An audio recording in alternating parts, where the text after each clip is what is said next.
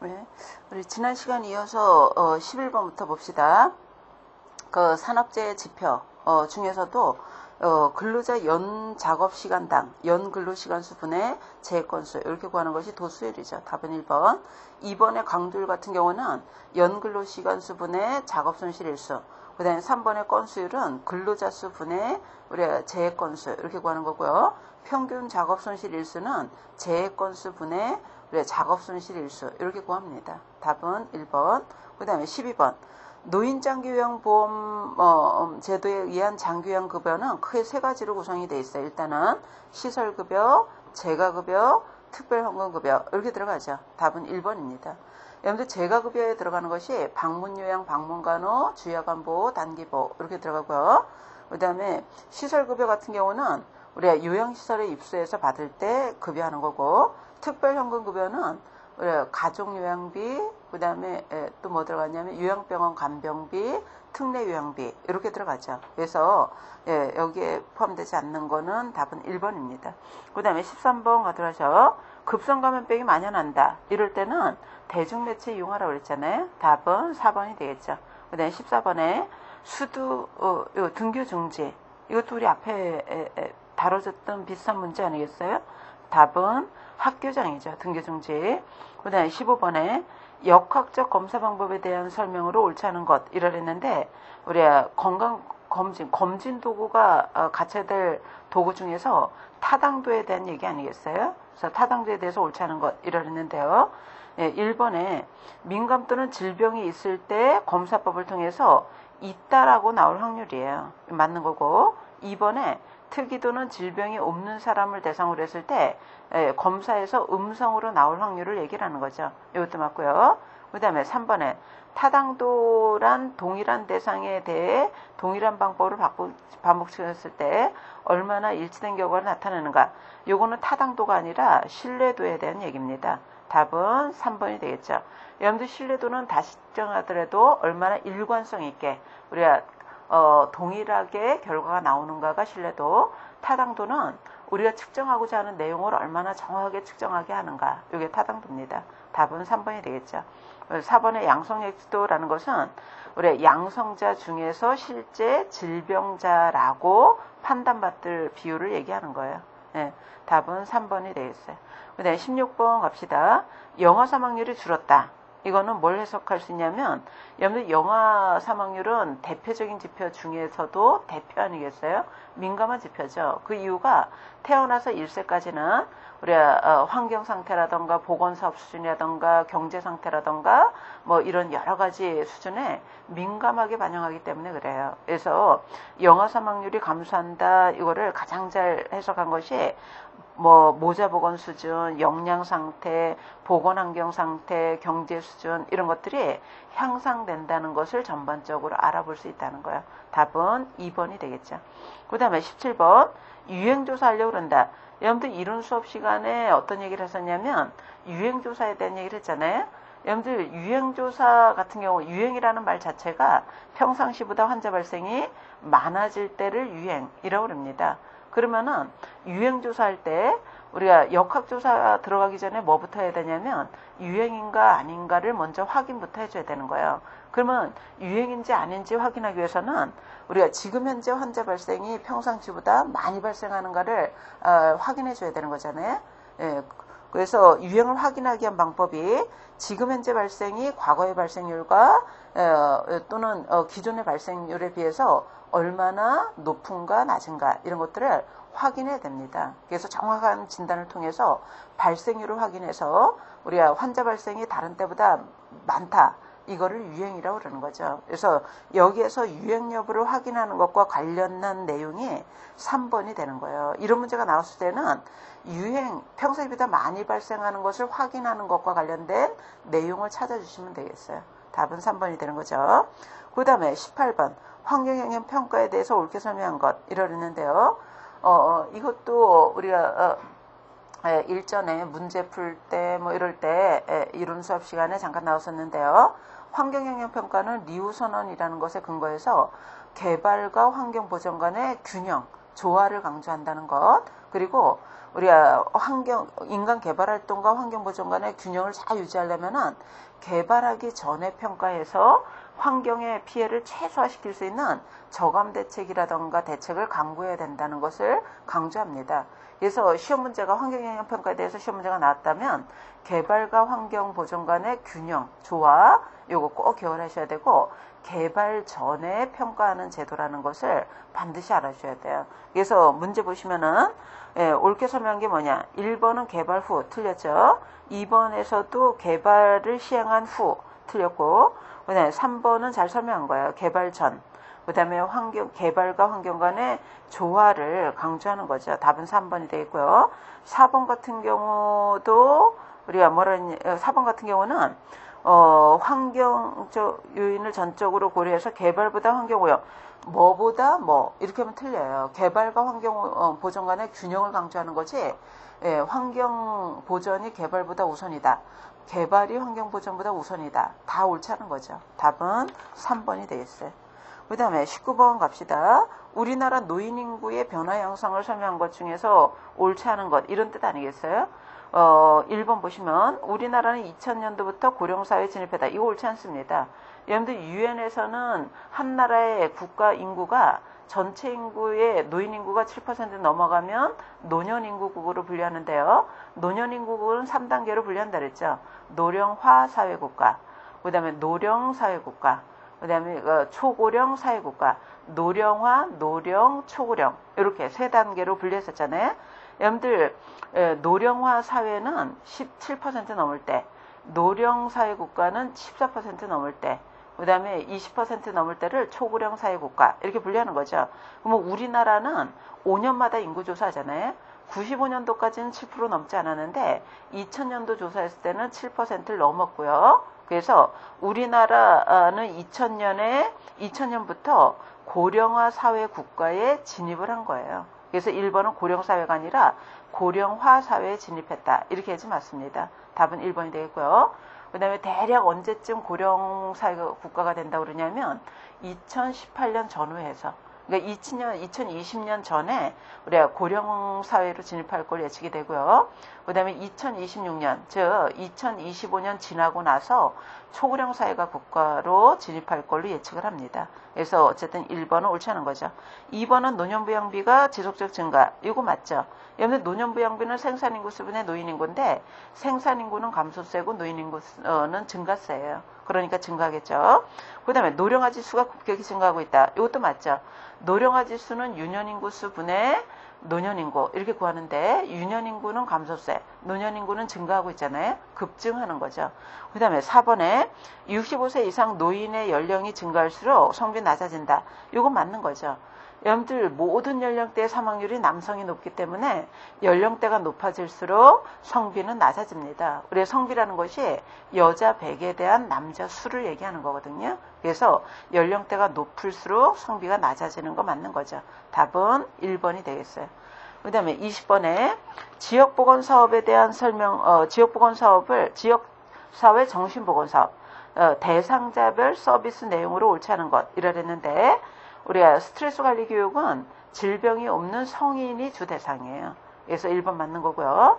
예, 그 다음에 조기검진, 우리가 알코올 문제가 있는 아버지를 둔 다문화 자녀에게 이런 경우에는 정신건강의 위험 요인을 갖고 있는 경우잖아요. 그래서 이런 경우 정신건강의 조기검진 이런 거 필요하겠죠. 그 다음에 3번에 만성질환자에게 정신질환에 대한 편견 해소를 홍보한다. 편견 해소는 지역 주민이 대상이에요. 그래서 3번이 옳지 않은 거고요. 노인 대상으로 치매 선별 검사 이런 거 필요하겠죠. 답은 3번이 되겠습니다. 그 다음에 2011년도 우리 지방직 문제 바로 넘어갑니다. 1번 보도록 하죠. 우선순위가 제일 높은 게 뭐냐?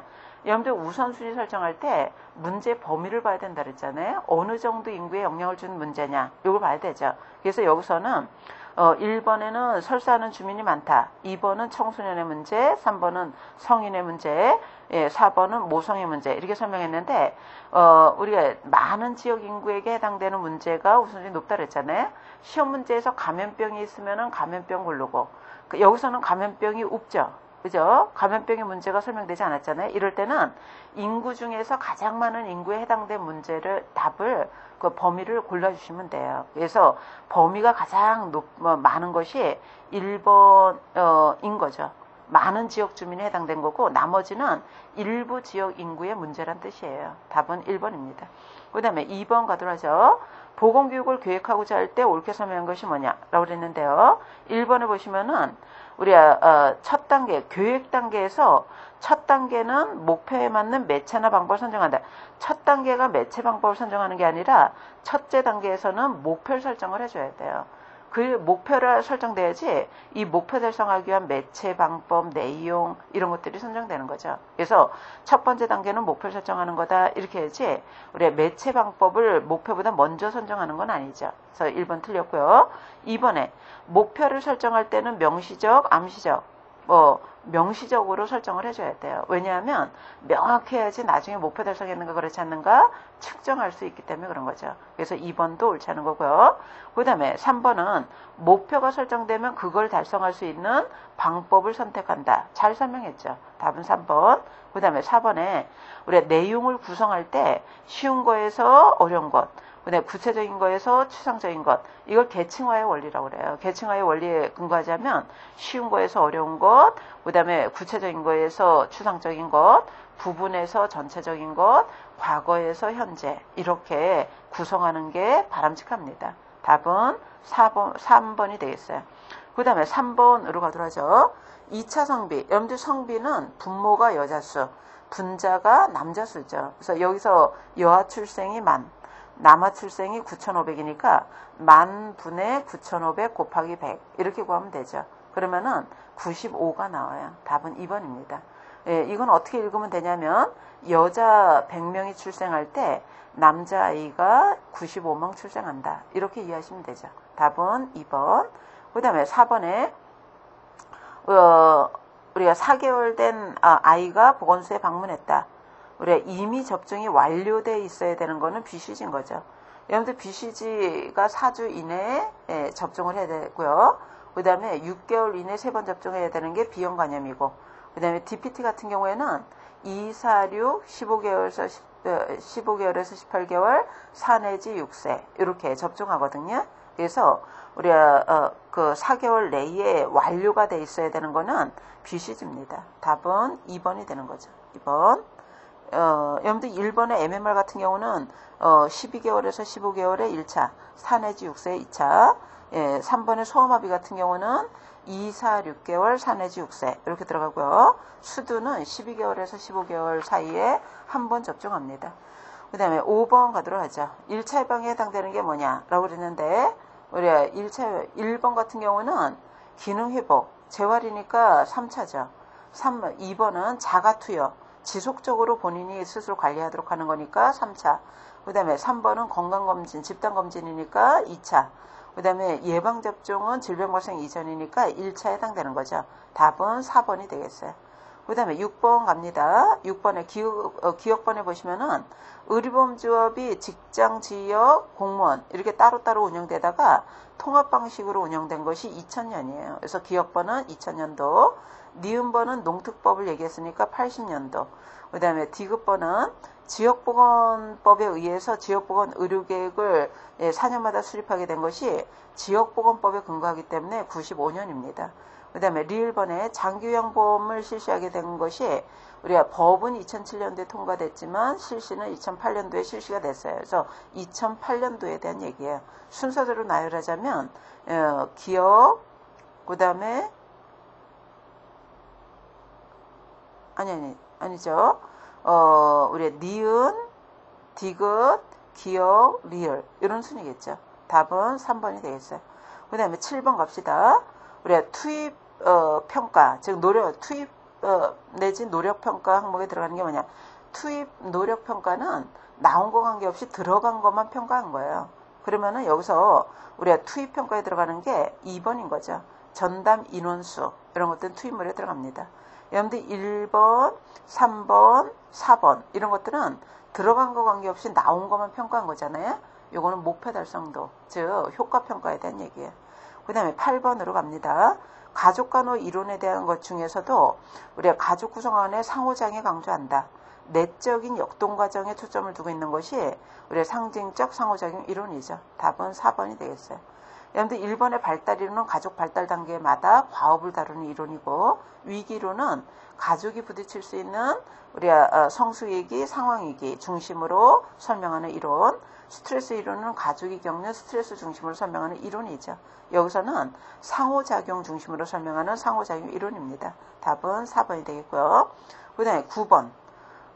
우리나라 의료보장제도에 대한 설명으로 옳지 않은 것 이러했는데, 우리나라 의료보장은 사회보험 방식의 건강보험이 있고 공적보조 방식의 의료급여라는 게 있죠. 1번 맞고요. 그 다음에 우리나라는 현물 현금 중에서 현물이 기본 원칙이에요. 거기에다가 일부 현금급여가 이루어집니다. 2번 맞는 거고요. 3번에 보험료 부담 능력이 없는 대상자도 다 가입하냐? 그렇지 않죠. 보험료 부담 능력이 없는 대상자는 국가가 일정 선 안에 우리가 기준을 정해놓고 그 안에 포함되면 의료급여로 실시하죠. 그래서 3번이 옳지 않고요.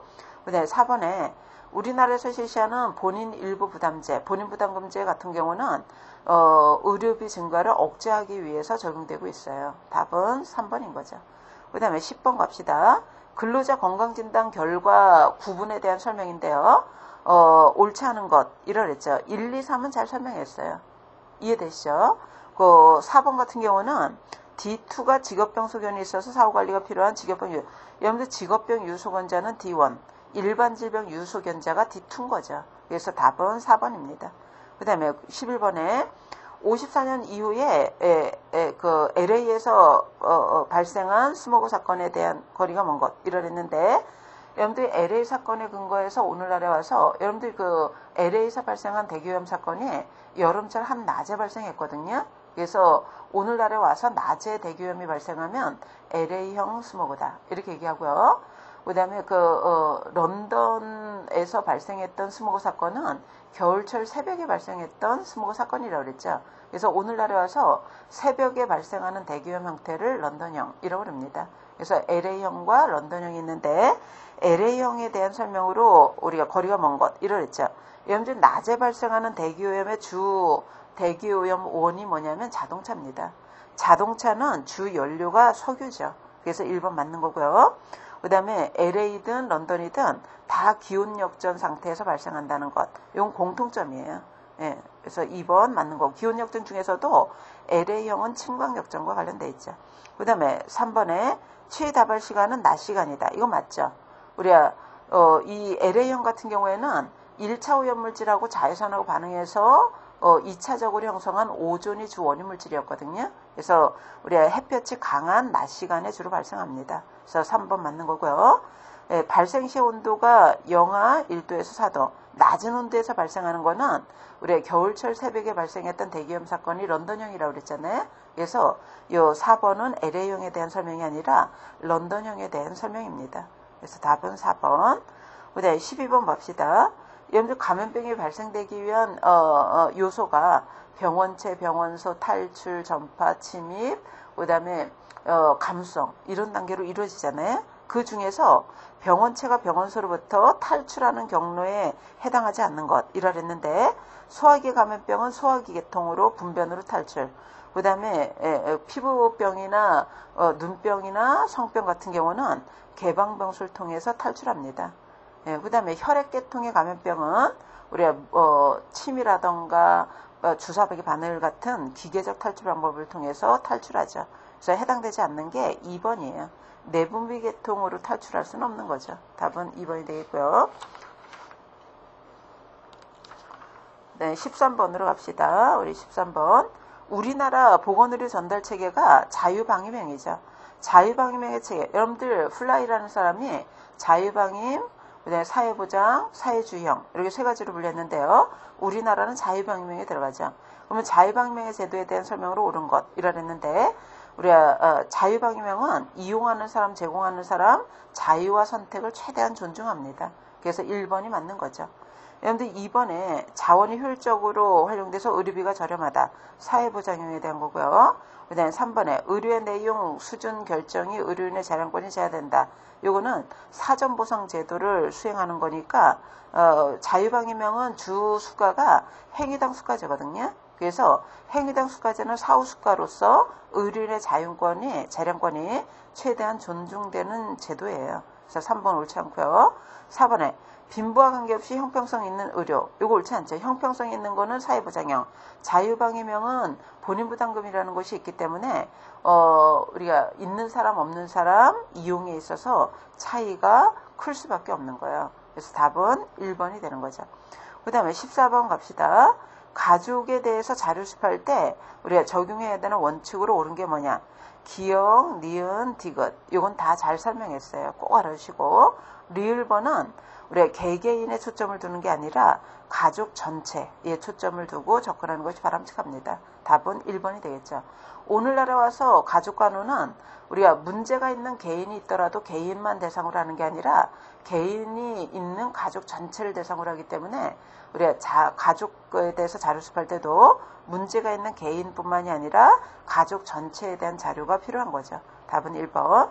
그 다음에 15번 갑시다. 특이도. 여러분들 특이도라는 것은 질병이 없는 사람을 대상으로 했을 때 없다고 나올 확률을 특이도라고 그러는 거예요. 즉 질병자를 대상으로 했을 때 음성으로 나와주는 비율을 얘기하는 거죠. 즉 질병이 없는 경우 없다고 나올 확률이 특이도, 질병이 있는 경우 있다고 나올 확률을 민감도라고 그러는 거예요. 그래서 여기서는 특이도를 물었기 때문에 1번이 맞는 거죠.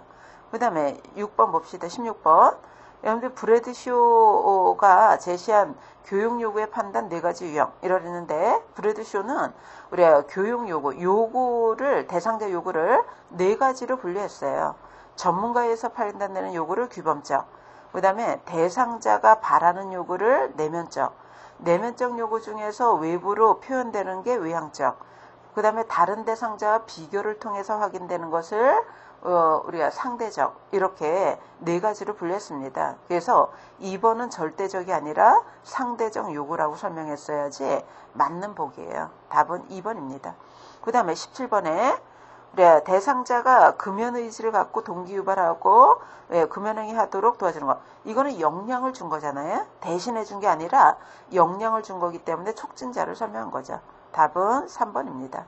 그 다음에 18번 학교 환경위생 정화구역에 대한 설명으로 옳은 것 이러랬는데요. 1번에 상대구역은 출입문이 아니라 경계선으로부터 200m 경계 범위까지고 절대구역은 뺀 구역을 얘기를 하는 거죠. 그래서 1번 틀렸고요.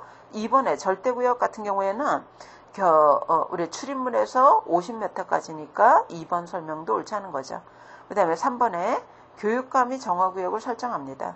그 다음에 시장구청에게 알리도록 행정기관장에게 알리도록 되어 있다. 그 다음에 고시하도록 하고 있다는 거예요.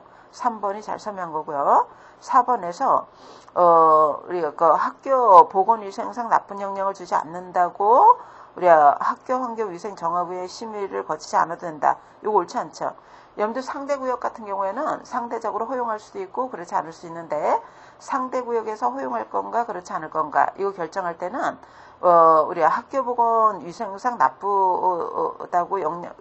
영향을 주지 않는다라고 우리가 교육감과 학교환경위생정화구역위원회에서 심의를 통과한다면 우리가 금지행위도 허용할 수 있어요. 그래서 우리가 거치지 않아도 된다. 이거 옳지 않다는 거죠. 답은 3번이 되겠어요. 그 다음에 19번으로 갑시다. 우리 장애인복지법에 의해서 장애인을 규정하고 있는데요. 그 장애인 규정에 대한 내용으로 장애인에 해당되는 경우라고 그랬죠. 여러분들 1번에 한 발의 모든 발가락을 잃었다. 이거 들어가지 않습니다. 장애인복지법에 의한 장애인은 손가락은 우리 엄지손가락 같은 경우는 하나만 해당돼도 장애인이고요. 나머지 손가락은 2개 이상이어야 돼요.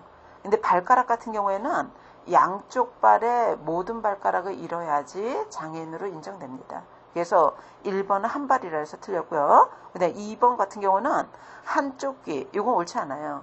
우리 청력 장애인 같은 경우에는 양쪽 귀에 손상이 있어야 되고 청력에 손상이 있어야 되고요. 그 다음에 일상생활에 불편이 있어야 돼요. 그래야지만 인정받습니다. 그래서 2번도 한쪽 귀, 이거 옳지 않아요. 그 다음에 3번에서는 우리 뇌병변 장애로 보행이 불가능하고 일상생활 동작을 거의 할 수 없다. 여러분들 뇌병변 장애 이렇게 하면 틀려요. 그런데 뇌병변에 장애가 있어서 일상생활이 거의 일상생활에 문제가 있다. 이런 경우는 장애인으로 인정됩니다. 그래서 3번이 맞는 거고요. 그 다음에 4번에 신장을 공유한 사람 이거 들어가지 않아요. 여러분들 신장 장애인이 있거든요. 근데 신장 장애인은 공유한 사람을 얘기하는 게 아니라 우리가 신장 이식 수술을 받았다던가 심부전이 있어서 일상생활이 안 되는 경우만 장애인으로 인정되는 거예요. 준 사람은 해당되지 않아요. 그래서 답은 여기서 3번이 되겠어요. 그 다음에 20번 봅시다. 우리가 결장암 수술로 인공항문을 만들었다는 거잖아요.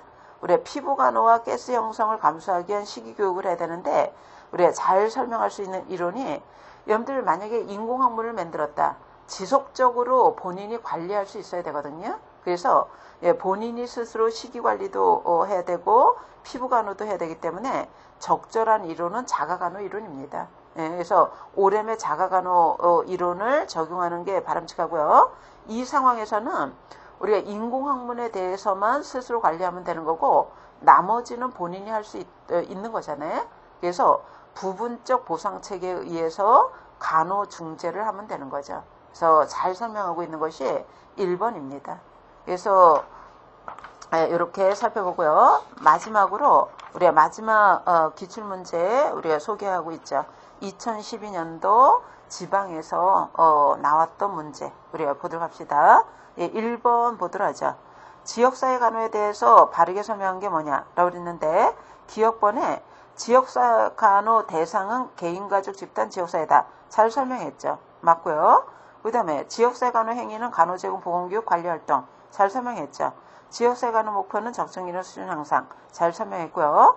대상과 목표 사이에는 과정이 아니라 기능 연속 지표라고 그래야 되고 행위와 목표 사이에는 우리가 기능 연속 지표 우리가 행위와 목표 사이에는 그 수단과 방법으로 연결되는 거죠. 그래서 맞게 연결된 것이 기역, 니은, 디귿입니다. 그래서 1번이 되겠고요. 그 다음에 2번 가도록 하죠.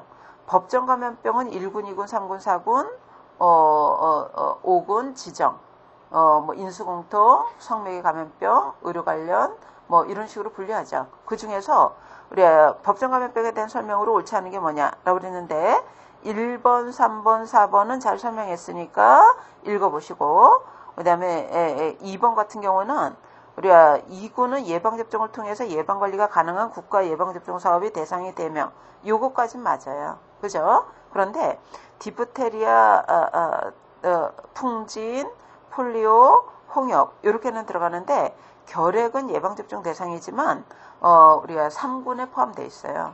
그래서 맞게 설명된 것이 틀리게 설명된 게 2번입니다. 결핵이 들어가서 옳지 않은 거죠. 그 다음에 3번 보도록 하죠. 3번에서는 뭐라 했냐면 영아 사망률이 35. 그 다음에 영아 사망률의 80%가 출생후 1주 초생하죠. 초생할 때 사망했다. 이럴 때 시급한 사업이 뭐냐라고 그랬는데 여러분들 태어나서 1년까지가 영아예요. 1년. 여기가 영아인 거죠. 영아인 거죠. 우리가 태어나서 요 1주까지가 뭐냐면 여기가 초. 1주부터 4주까지가 우리가 신생아 후기예요. 신생아기 중에 뒷부분.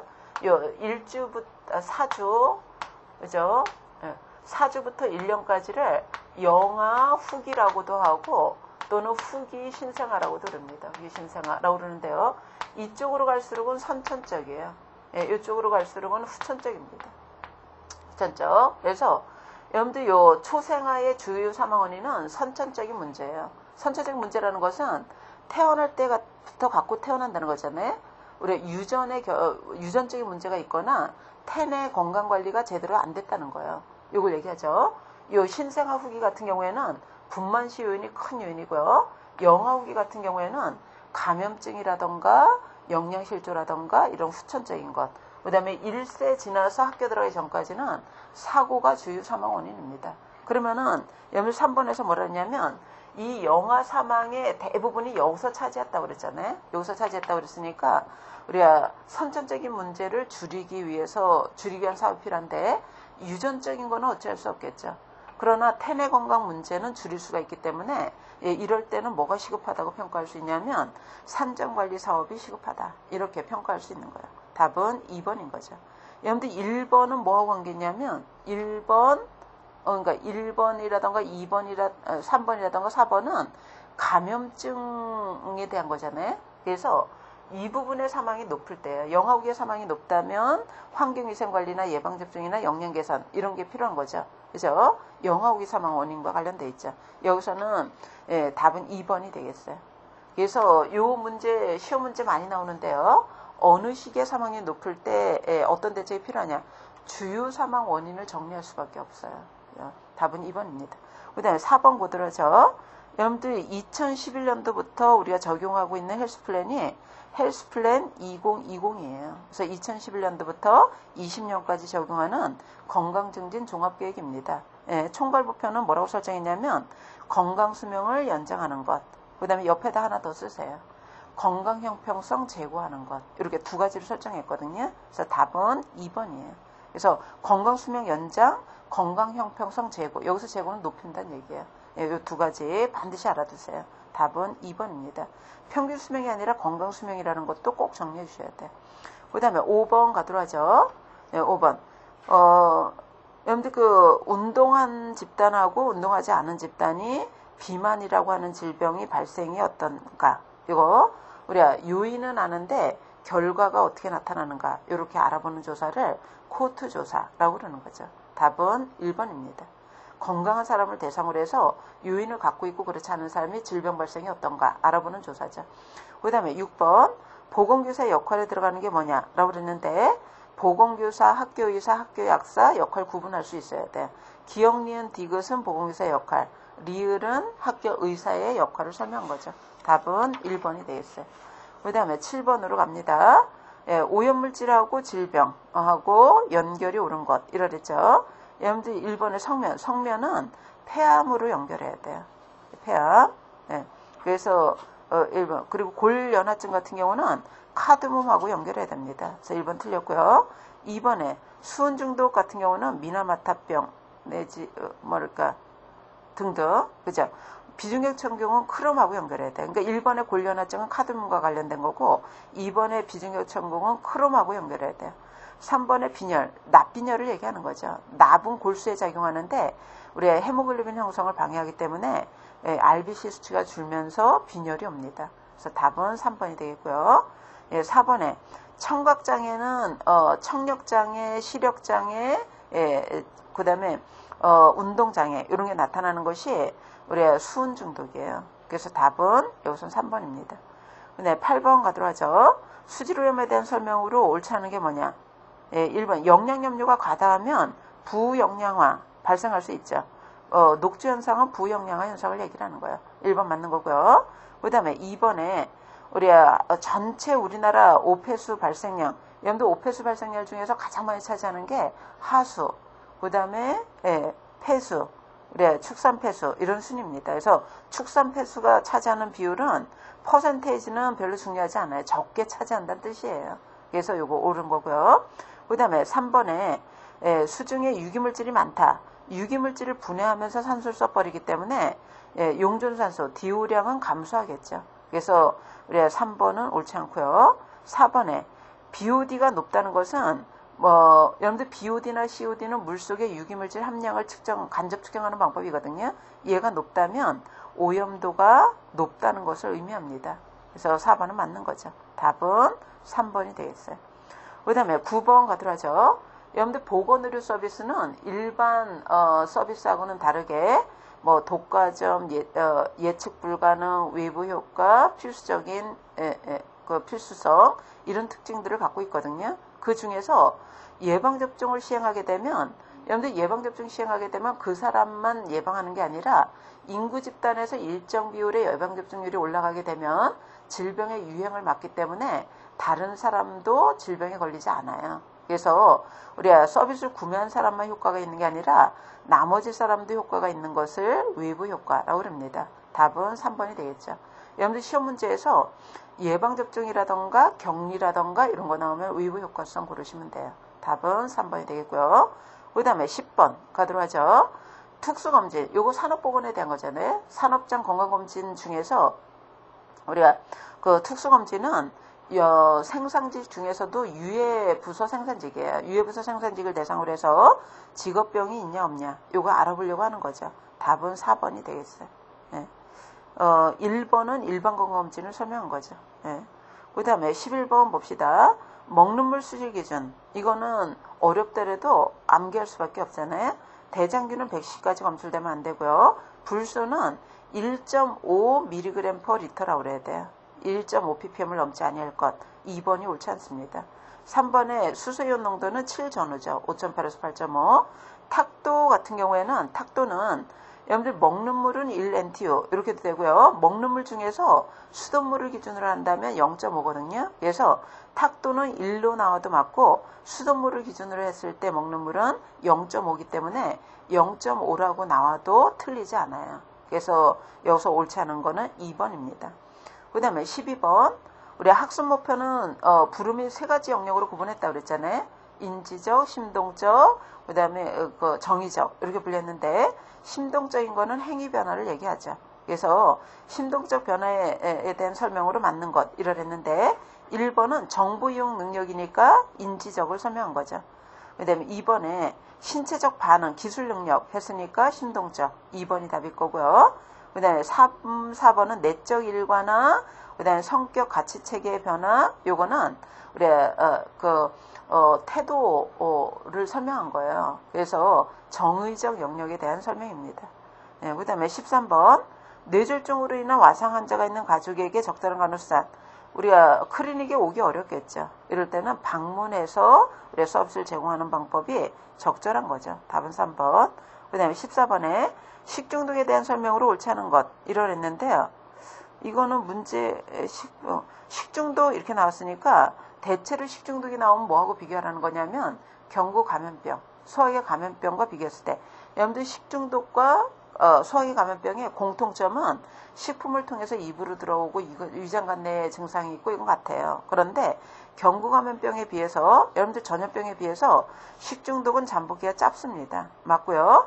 앓고 나도 면역이 형성되지 않아요. 그리고 계절과의 우리 여름철에 특히 많다는 것. 그죠?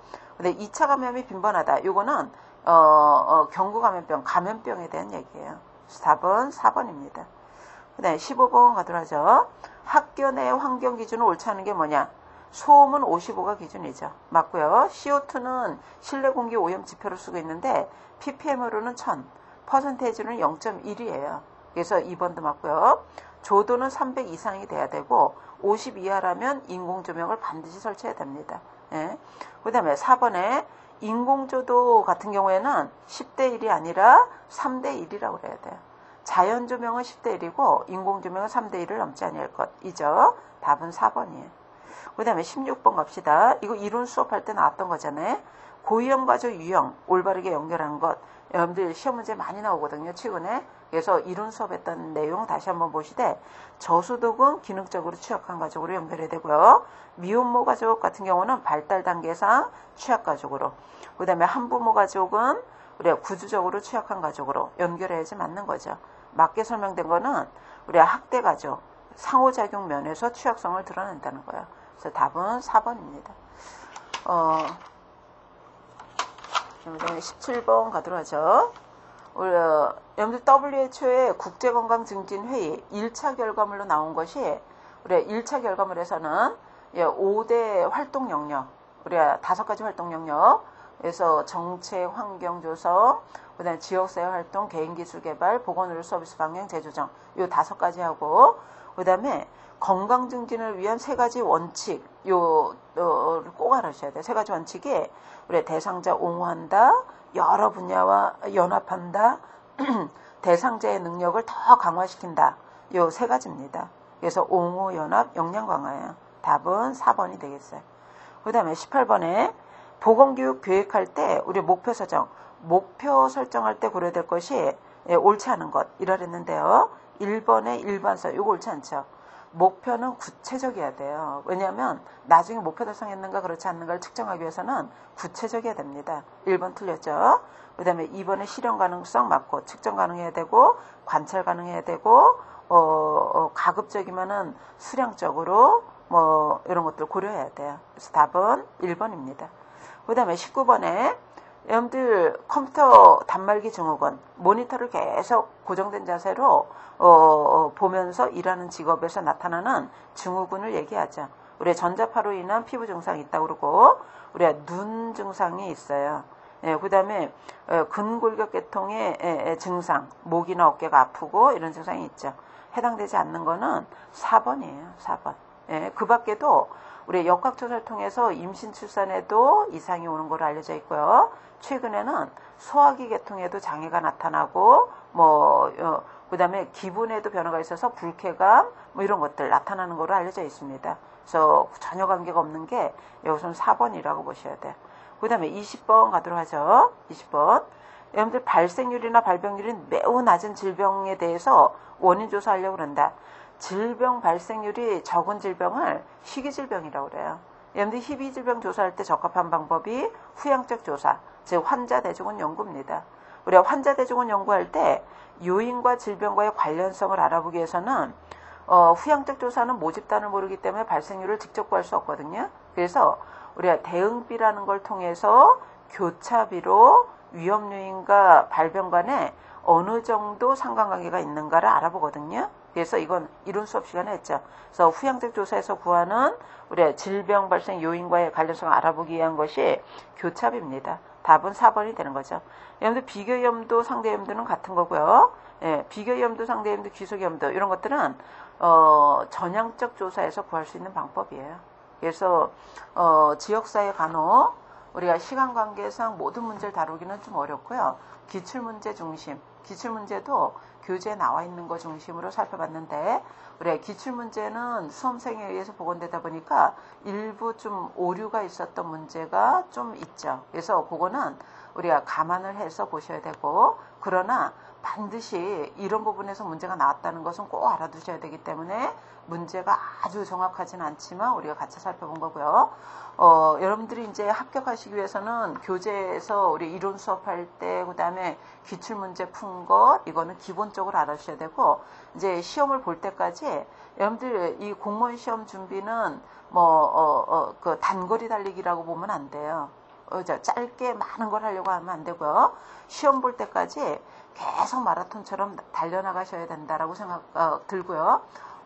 우리가 완전하게 100% 준비하는 거는 있을 수가 없어요.